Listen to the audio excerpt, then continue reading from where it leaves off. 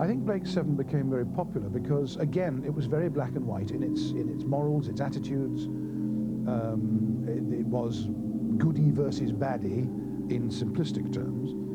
I also then think on top of that, we did actually have some very good actors in it, not just the 7, but some of the guest actors.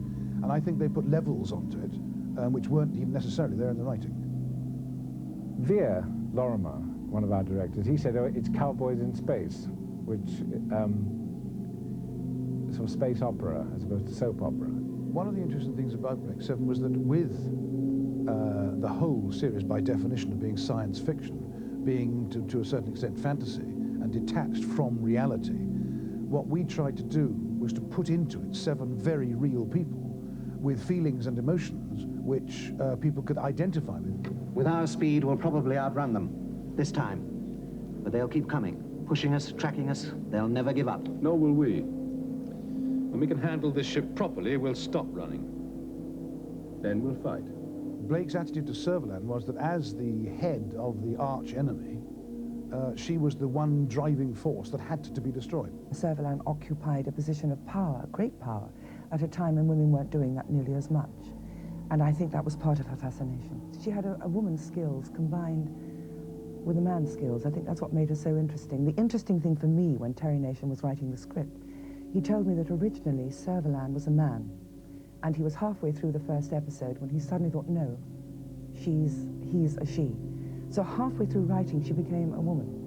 Blake is alive, and if not well, at least on the road to recovery. More important, he is my prisoner. Naturally, I wouldn't expect you to take my word for it. So you may see him and talk to him. I already have. What? Servalan was more intelligent than a lot of them put together. She's the only one that didn't get blown up. On screen, yes, there were conflicts, obviously, between Blake and Avon. It's interesting that the Federation as such, particularly with the head of the Federation, Servalan, she at one point recognized Avon almost as an equal. And I think Avon almost recognized her as an equal. The one person she could never beat was Blake. Did I think Blake was boring?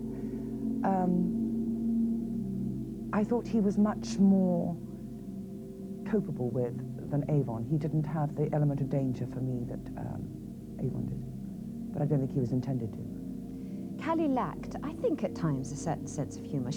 I will qualify that. She had an extremely subtle sense of humour, which could possibly be lost on some viewers. It's a long way out, Blake.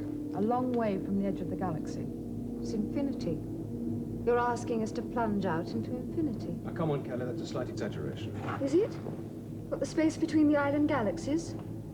It's the nearest we'll come to infinity before we die. Avon felt he was a danger to Blake. Blake didn't feel Avon was a danger to him.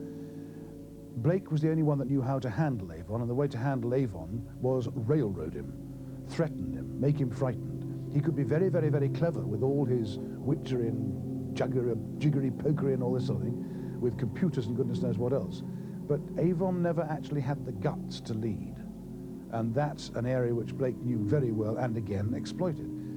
The one that I always feel was very sad they wrote out so quickly was Gan, with the limiter in his head.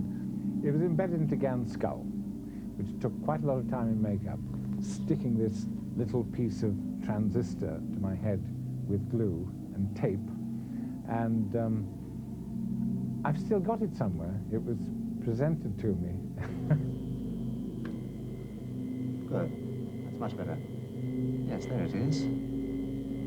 There's the limiter implant. You can see it quite clearly. Is there a fault? I'm not sure. That section seems to be burnt out. That could cause a conductivity loss. Would that account for what's happening to him? It's not my field, but if I'm right, then the limiter is feeding scrambled impulses into his brain. Can it be corrected? You've got to get in. I firmly believe that when you've got a group of people working together and they're enjoying what they're doing, given that the scripts are reasonable and the idea is a good one, then I think that I like to believe that comes through to the audience. And we did enjoy doing it, very much indeed. We had a lot of laughs. I don't know what people will think when they see it for the first time on UK Gold. I hope that they will really enjoy it.